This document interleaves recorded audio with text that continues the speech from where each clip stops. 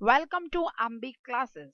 It is a time to update your knowledge on the topic Dharm Chakra. Dharm Chakra is a part of our national flag. धर्म चक्र किसका part है? National flag का part है और इसी के बारे में अपनी नॉलेज को हम अपडेट करेंगे. If you like the video please like it, share it and subscribe my channel.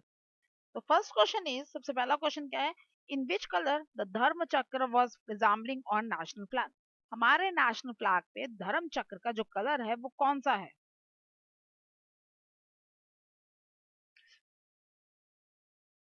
It was in navy blue colour. कौन से कलर का है? नेवी ब्लू कलर का है. हमारे धर्म चक्र का जो कलर है वो क्या है? That was navy blue. It was in the centre of white strip. White colour की स्ट्रिप पे सेंटर में है. What is the other name of Ashok चक्र? अशोक चक्र का दूसरा नाम क्या है? अशोक चक्र को और क्या कहते हैं?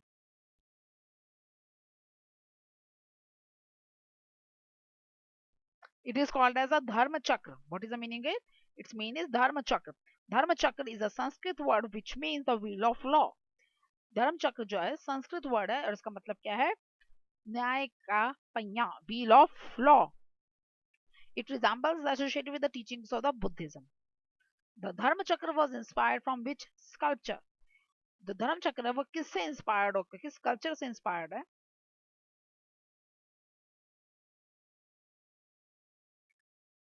It was inspired from the lion capital of Ashoka. Lion capital of Ashoka जो पिलर है उसके टॉप पे है ये, तो वहीं से ये इंस्पायर्ड है. How many spokes are there on the धर्म चक्र? धर्म चक्र में कितने स्पॉक्स हैं?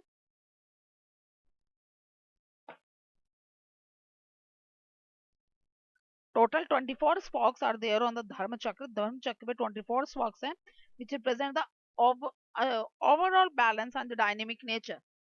जो लाइफ का ओवरऑल जो बैलेंस है और उसका डायनेमिक नेचर है वो रिजेंबल करता है. Now we are going to discuss about the spokes of the Dharma Chakra. धर्म चक्र के जो स्पोक्स हैं वो क्या कहते हैं उसके बारे में बताएंगे. बेसिकली जो धर्म चक्र के जो स्पोक्स हैं ये that was related to the Buddhism.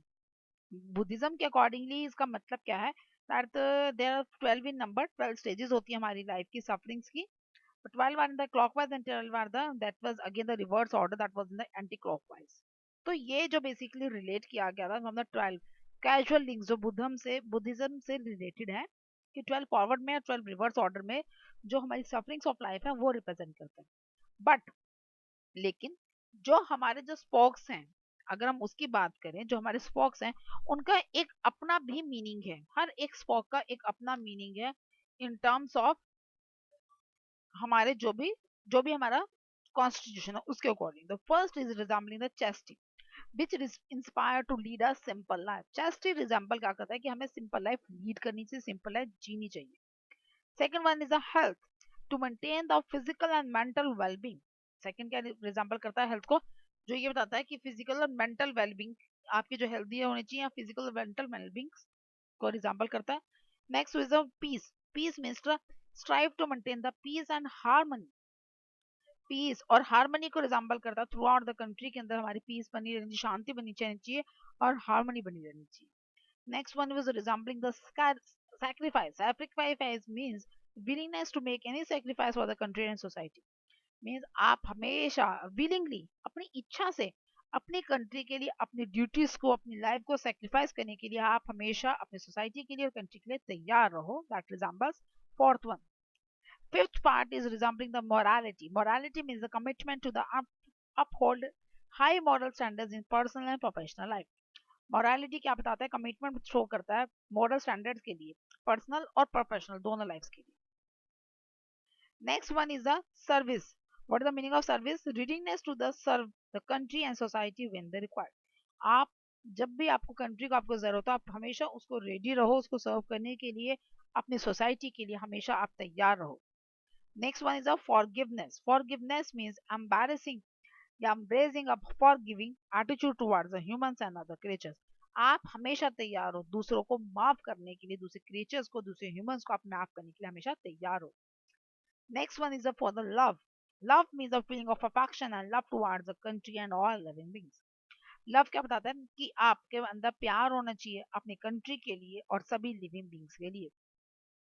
Next one is a friendship. Friendship is cultivating the cardinal relation between the citizen. सभी जो लोग हैं पूरी सोसाइटी के अंदर वो प्यार से रहे, एक दूसरे को रिस्पेक्ट दें. Next one is a fraternity. Fraternity promoting the sense of brotherhood with in the country. भाईचारे की भावना को बढ़ाता है fraternity. Tenth spoke. Next one is a organisation. Organisation means the strengthening the unity and integrity of the nation. देश के अंदर एकता में बल है, इस भावना को बढ़ाने के लिए ऑर्गेनाइज करके ऑर्गेनाइजेशन जो है ये रिजेंबलिंग करता है. Next one is a welfare. Welfare is a active participation in country and society welfare. Welfare activities, active participation जो है कंट्री के अंदर सोसाइटी में वेलफेयर एक्टिविटीज हर टाइम होनी चाहिए, उसको रिजेंबल करता है. Next one is a prosperity. Prosperity means actively contributing to the country development. Country की कंट्रीब्यूट करता है ना कि हर टाइम उसकी डेवलपमेंट हो सके. The next one is the industry. Industry means the assisting the country in its industrial progress. Means economically अगर अपने कंट्री को प्रोग्रेस करवाने तो उसके लिए प्रमोट करने के लिए industry. Next is the safety. Safety means the willingness to protect the country at all times.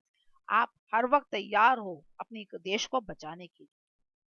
Next is the awareness, meaning mindful of the truth and avoiding the believes in the rumours. आप हमेशा rumours को avoid करते हो, सच्चाई को जानने के लिए आप हमेशा तैयार रहते हो.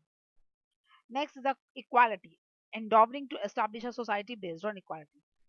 देश के अंदर सब जगह सभी लोगों को बराबर हक मिलना चाहिए, चाहे कोई लड़का है, चाहे कोई लड़की है, चाहे कोई काला है, चाहे कोई गोरा है, चाहे कोई किसी भी कास्ट को क्यों नहीं बिलोंग करा, सबके पास इक्वल राइट्स हैं.